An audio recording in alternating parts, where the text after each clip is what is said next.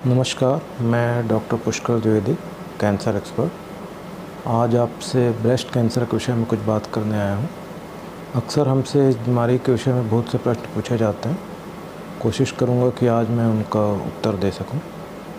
तो जब breast cancer की बात होती है तो सबसे पहले तो हमको ये समझना चाहिए कि ब्रेस्ट कैंसर महिलाओं में होने वाला सबसे कॉमन कैंसर है, एटलीस्ट इन अर्बन वुमेंस। मतलब जो शहर की महिलाएं हैं उसमें most common cancer breast cancer ही है। गांव की महिलाओं में शायद अभी भी most common cancer cervical cancer या जिसको हम बच्चेदानी का मुख का कैंसर है वो हो सकता है। क्योंकि रीज़न ये है कि जिससे आप सभी को पता है कि सर्वाइकल कैंसर से बचने के लिए आज की डेट में एक वैक्सीन उपलब्ध है जिसको कि हम HPV वैक्सीन बोलते हैं। तो HPV वैक्सीन शहर की महिलाओं में अवेयरनेस होने की वजह से ज़्यादा लग चुका है, इसलिए शहर की महिलाओं में अब हमको सर्वाइकल कैंसर के केसेस कम देखने में आते हैं। पर गांव की महिलाओं में अभी भी अवेयरनेस की कमी होने की वजह से कॉस्ट एक फैक्टर है। इस वजह से गांव की महिलाओं में अभी भी सर्वाइकल कैंसर के इंसिडेंस केसेस ज़्यादा देखने में आते हैं, क्योंकि गाँवों में अभी भी हम HPV वैक्सीनेशन पर्याप्त मात्रा में नहीं कर पाए हैं। एनीवे, आज हमारा फोकस ब्रेस्ट कैंसर पे है, तो हम ब्रेस्ट कैंसर पे बात करेंगे। सबसे पहली बात होती है कि इसके लक्षण क्या होते हैं।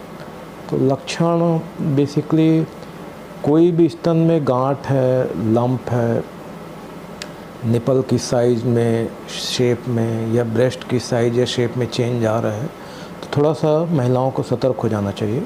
ये सारे लक्षण ज़रूरी नहीं हो कि कैंसर की वजह से ही हो, इसके और भी कारण हो सकते हैं, लेकिन ये कैंसर की वजह से है या कोई और कारण है वो तो जांच के बाद पता चलेगा। दूसरा एक भ्रांति ये होती है कि महिलाओं को लगता है कि यदि किसी गांठ में पेन नहीं है, पेनलेस लंप है, तो स्तन कैंसर होने की संभावना कम है। तो यहाँ मैं ये बताना चाहूँगा कि पेन हमेशा कैंसर में एडवांस स्टेज में आता है। तो पेन नहीं है इसका ये मतलब नहीं है कि उसमें कैंसर का रिस्क नहीं है। पेन होने या नहीं होने से कैंसर होने वाली बात स्पष्ट नहीं होती, तो ये मैं खास कर जोर दे के बताना चाहूँगा। उसके अलावा एक्जिला में जो अंडर आर्म पिट बोलते हैं, बाँह के नीचे गांठ होना, ये भी ब्रेस्ट कैंसर का एक लक्षण हो सकता है। फिर दूसरी बात आती है कि इसके कारण क्या हैं। तो कारण कोई एक कारण नहीं है, काफ़ी सारे कारण हैं। पहला तो हम जो वेस्टर्न लाइफस्टाइल को अडॉप्ट कर रहे हैं, ये खुद ही अपने आप में एक बहुत बड़ा कारण है। वेस्टर्न लाइफस्टाइल को अडॉप्ट करने से मेरा मतलब क्या है? मेरा मतलब ये है कि लेट एज में मैरिज होना, 30 साल या उससे अधिक उम्र में शादी होना, बच्चों को दूध ना पिलाना, ब्रेस्ट फीडिंग ना करना, उसके बाद स्मोकिंग करना, अल्कोहल लेना, साथ ही HRT जिसको कि हम हार्मोन रिप्लेसमेंट थेरेपी बोलते हैं, ये भी ब्रेस्ट कैंसर के लिए रिस्क फैक्टर बनता है। सेडेंटरी लाइफस्टाइल गुजारना, मतलब शारीरिक श्रम न करना, फिज़िकली एक्टिव न रहना, साथ में खाने में हाई कैलोरी डाइट लेना, मतलब फास्ट फूड इस तरह की चीज़ें खाना, फ्रूट्स वेजिटेबल्स इस तरह की चीज़ों का कम होना, ये सारी चीज़ें ब्रेस्ट कैंसर के लिए रिस्क फैक्टर बनती हैं।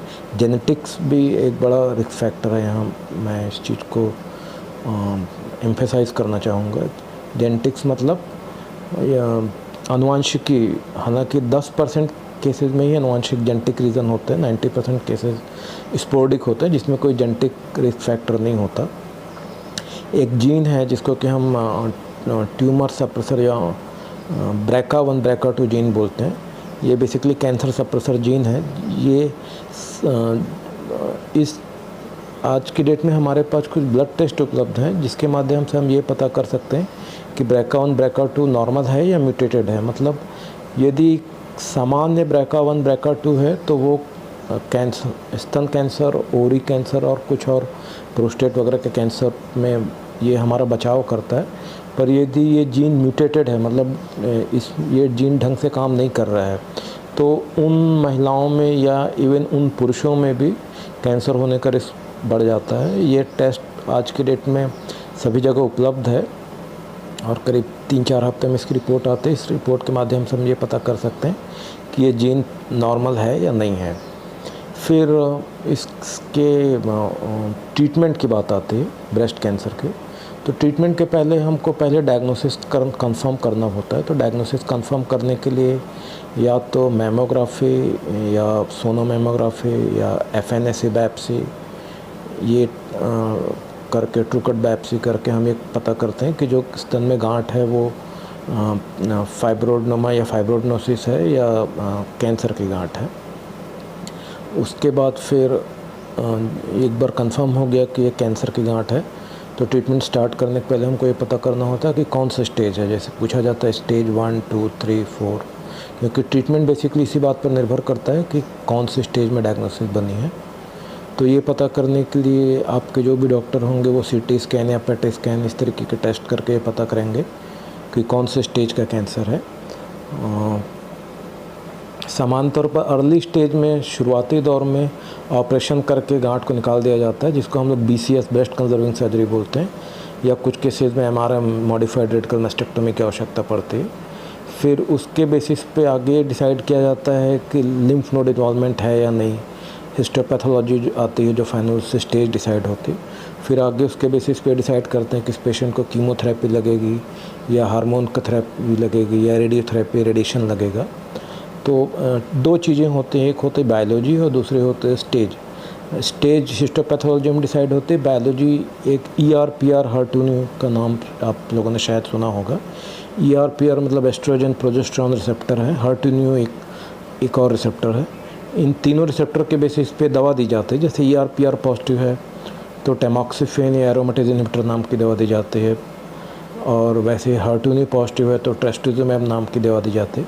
अच्छी बात यह है कि ये सारा ट्रीटमेंट आज की डेट में हम आयुष्मान के माध्यम से भी कर सकते हैं, चाहे ऑपरेशन हो, कीमोथेरेपी हो, टारगेटेड थेरेपी हो। ट्रस्टुज़ुमैब जो कि अपने आप में एक महंगी दवा है वो भी आयुष्मान के कवर हो गई है। अदरवाइज़ ये दवा साल भर लेनी पड़ती है और इतनी महंगी दवा है कि जब तक ये आयुष्मान में अवेलेबल नहीं थी तब तक मुश्किल से 20 से 25% ब्रेस्ट कैंसर के पेशेंट इस दवा को अफोर्ड कर पाते थे। बचे हुए 70 to 80% पेशेंट में ये उनके लिए पॉसिबल नहीं होता था इस ट्रीटमेंट को करवा पाना।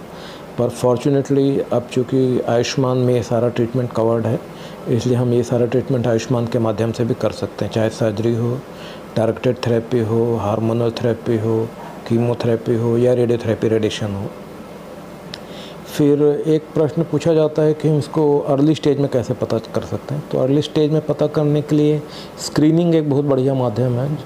स्क्रीनिंग के 2-3 तरीके हैं। एक तो सेल्फ ब्रेस्ट एग्जामिनेशन बोलते हैं, महिलाएं स्वयं अपने स्तन को पैल्पेट करके, टच करके अवेयर रहें अपनी बॉडी को लेके कि कोई इसमें गांठ वगैरह तो नहीं है। उसके बाद क्लिनिकल ब्रेस्ट एग्जामिनेशन बोलते हैं, CBE। क्लिनिकल ब्रेस्ट एग्जामिनेशन मतलब आप अपने डॉक्टर के पास जाइए, ऑन्कोलॉजिस्ट है तो और अच्छी बात। डॉक्टर चूँकि एक्सपीरियंस होते हैं तो वो छोटी से छोटी गांठ को भी पकड़ पाने में ज़्यादा सक्षम होते हैं। फिर उनको यदि कहीं कुछ डाउट हुआ तो फिर वो सोनोमेमोग्राफी या MRI कराने की एडवाइस देते हैं। समान तौर पर यंग वुमेंस में, प्री मेनोपॉजल वुमेन में बिलो 45 MRI ब्रेस्ट कराने की सलाह दी जाती है, और पोस्ट मेनोपॉजल वुमेन 45 के ऊपर सोनोग्राफी या सोनोमेमोग्राफी कराने की सलाह दी जाती है। ये ब्रेस्ट में जो गांठ है वो कैंसर है या नहीं, सामान्य गांठ है कि कैंसर की गांठ है, ये पता करने के लिए ये सारे टेस्ट किए जाते हैं। कहीं कुछ डाउट हुआ तो फिर उसमें FNAC या बायोप्सी भी टेस्ट करके पता किया जाता है। फिर एक और कॉमन प्रश्न पूछा जाता है कि ट्रिपल नेगेटिव ब्रेस्ट कैंसर क्या है। तो जैसा कि मैंने पहले ही बताया कि ये जो बायोलॉजी नाम की चीज़ होती है जिसमें कि ER/PR और HER2/neu मेनली ये 3 चीज़ों को चेक किया जाता है। तो यदि इसमें 3 फैक्टर हैं, जैसे एक है ER, दूसरा है PR और तीसरा है HER2/neu। यदि ये तीनों ही चीज़ें नेगेटिव हैं तो उसको हम लोग ट्रिपल नेगेटिव बोलते हैं। यदि 3 फैक्टर नेगेटिव हैं तो ट्रिपल हो गया, नेगेटिव मतलब नेगेटिव है।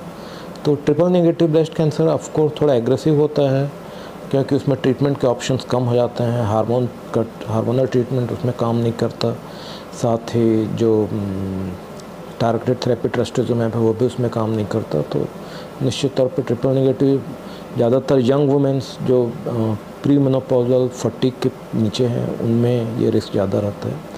फिर और चीज़ ये है कि क्या यदि हमारे परिवार में किसी को ब्रेस्ट कैंसर है तो रिस्क बढ़ जाता है। हाँ, जैसा मैंने बताया कि 10% केसेज में ये जेनेटिक होता है। तो फर्स्ट